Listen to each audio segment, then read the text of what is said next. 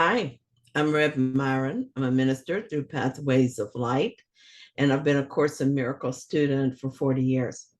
I'm going through the lessons this year, as I have done for several years, asking Jesus for clarity and then writing from that clarity. And that's what I'm sharing with you today. So this is always exciting because we're starting with part 2 of the workbook for A Course in Miracles.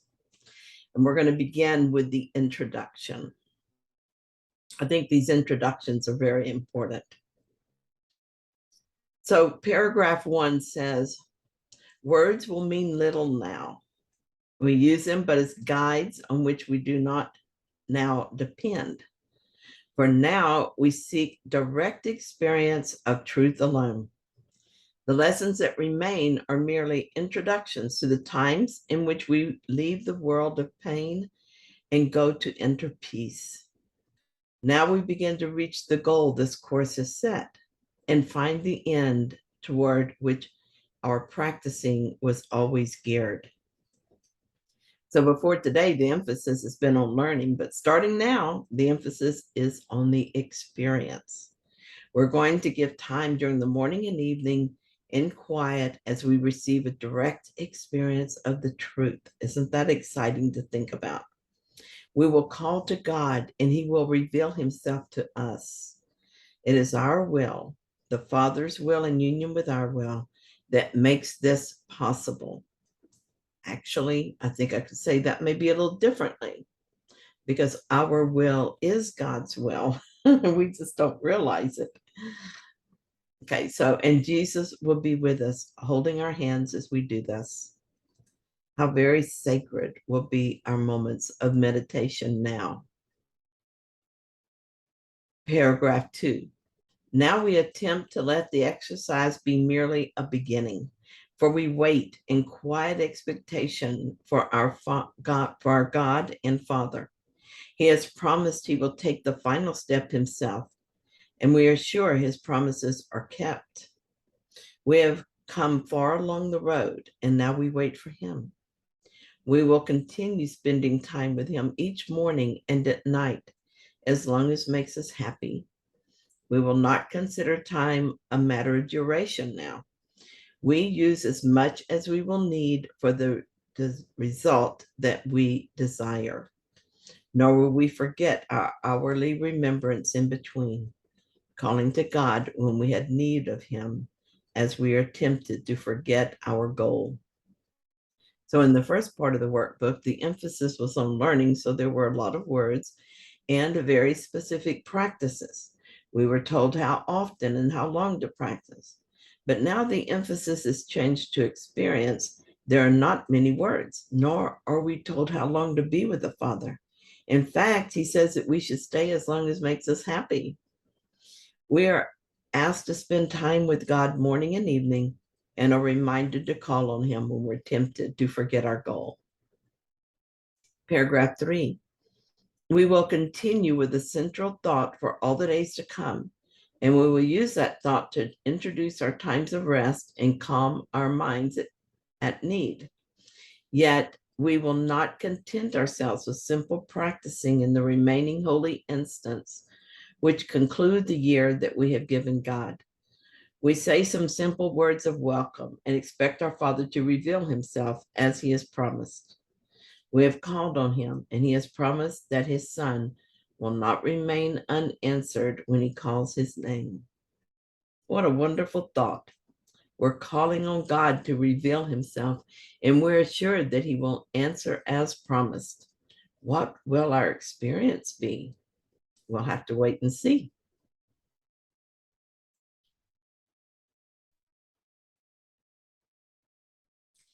Paragraph 4.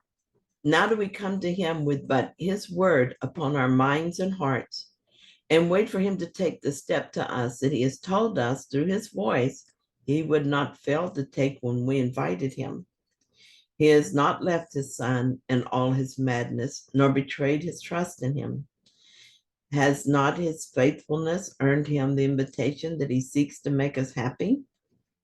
We will offer it, and it will be accepted. So our times with him will now be spent. We say the words of invitation that his voice suggests, and then we wait for him to come to us. There's very little for us to do now. That might be a problem for the ego, which really likes to be doing things.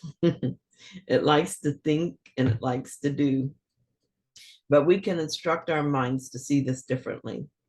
This is what the introduction is helping us to do. We're being told that this time with our Father will make us happy. And we're being reminded that he is good for his word.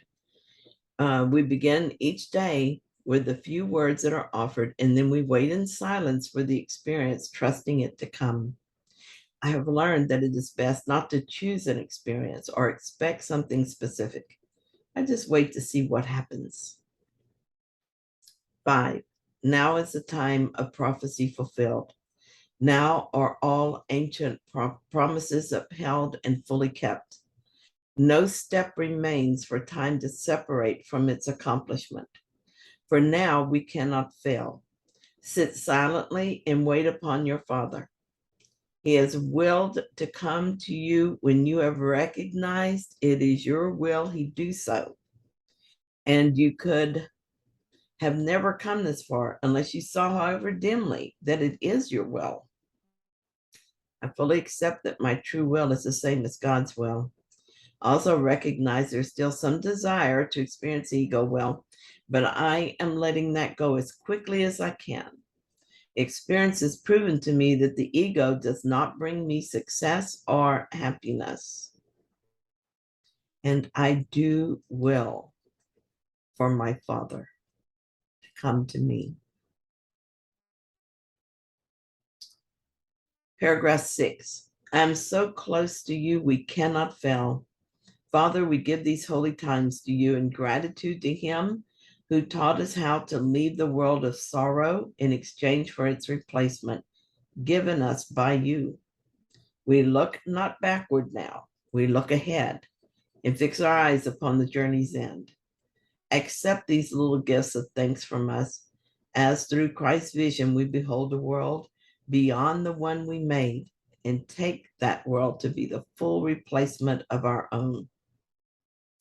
Jesus is reminding us that he is with us and will support our efforts so that we cannot fail. In gratitude, I leave behind all I believed before that hurt me.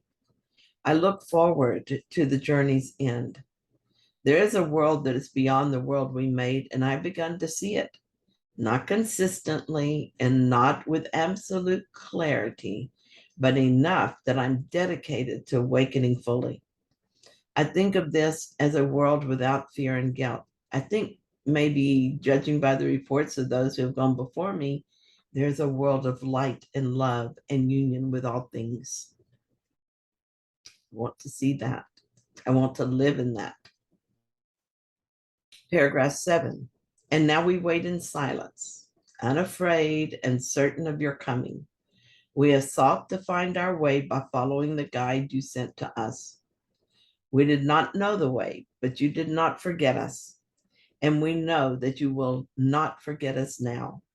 We ask but that your ancient promises be kept, which are your will to keep. We will with you in asking this. The Father and the Son, whose holy will created all that is, can fail in nothing. In this certainty, we undertake these last few steps to you and rest in confidence upon your love, which will not fail the Son who calls to you. And so we start upon the final part of this one holy year, which we have spent together in the search for truth in God, who is its one creator. We have found the way he chose for us and made the choice to follow it as he would have us go. His hand has held us up. His thoughts have lit the darkness of our minds. His love has called to us unceasingly since time began. Jesus is emphasizing that we are to have an experience of his coming and that we can depend on this. It is a result of the first half of the year in which we practiced our lessons and built on our willingness. It's also the result of learning to trust God and to know that He loves us, so fear will not be a barrier to this experience. This is God's will and also our will. So how could we fail? We lost our way and needed a guide to bring us home, and God gave us this guide. We have been following Him, and so we can ask for God to take the last step in certainty that He will answer. Maybe today, maybe later, but it will happen and in perfect timing.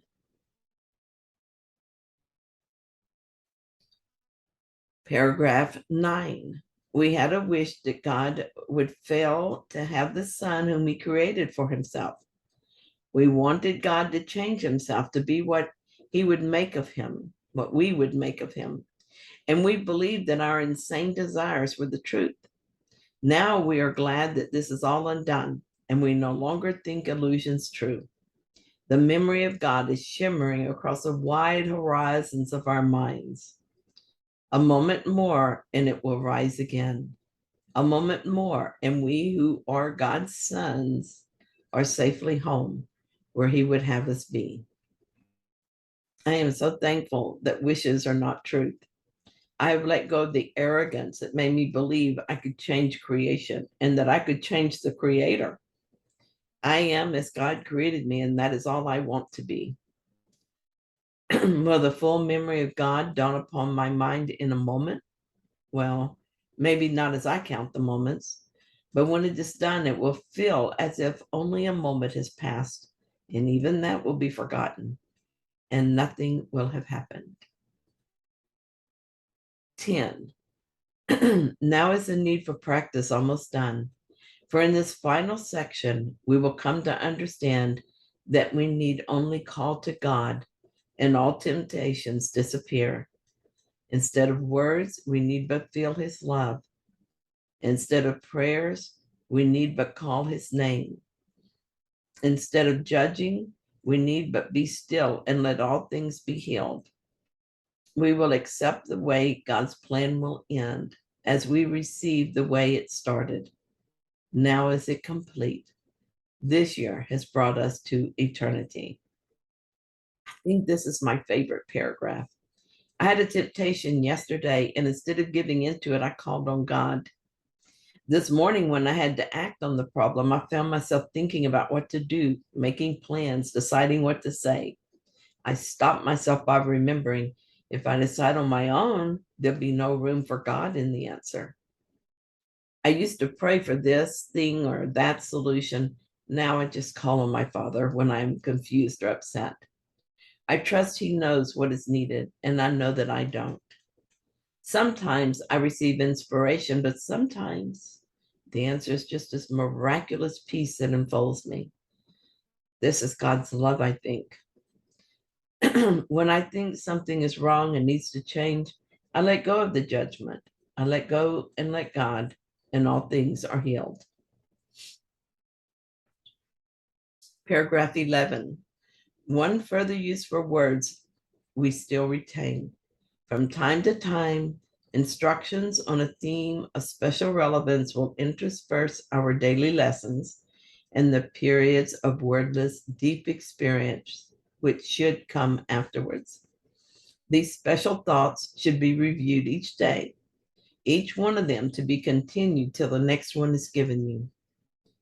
They should be slowly read and thought about a while, preceding one of the holy and blessed instants of the day.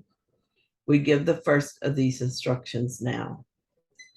I really like these special things and look forward to using them as he says we should. The first one is forgiveness, and I think that forgiveness is the most important thing I've learned in A Course in Miracles. I came to understand that forgiveness is an illusion, but the illusion that undoes all other illusions. It is the end of the road illusion. The most helpful way for me to think of illusions is to see it as letting go. I let go of these beliefs that are not true.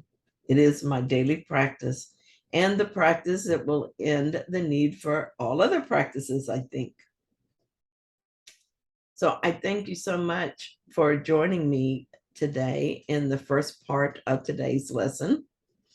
And I'm going to return with the next part, which is what is forgiveness. In the meantime, if you found this helpful, then please like it. And if you haven't yet, please subscribe.